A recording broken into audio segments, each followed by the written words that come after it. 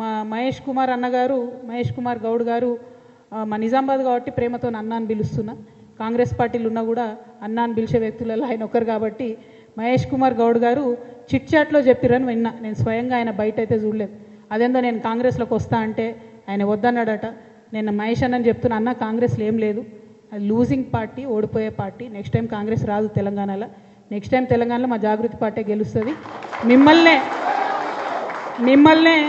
మిమ్మల్నే మహేష్ కుమార్ గౌడ్ గారినే నేను జాగృతిలోకి ఇన్వైట్ చేస్తున్నా.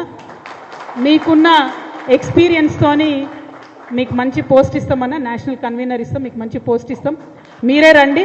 మేము చాలా సీరియస్ పొలిటికల్ పార్టీగా చాలా పెద్ద ఎత్తున ప్రజల వద్దకు వెళ్తాం. భగవంతుడి దయతోని, ప్రజల దయతోని తిరుగులేని రాజకీయ శక్తిగా ఈ రాష్ట్రంలో ఆవిర్భవిస్తాం. కాబట్టి మీరు నన్ను బద్నాం చేసే ప్రయత్నం చేయొద్దు. నేను వస్తాను కాంగ్రెస్ పార్టీలోకి మీకు చెప్పడం, మీరు వద్దనడం, ఇవన్నీ మీకు కలవడ్డది కావచ్చు అన్న. ఏమనుకోవద్దు, ఎవరికైనా చూపించుకోరు, జర బొట్టు గిట్టు పెట్టించుకోరు.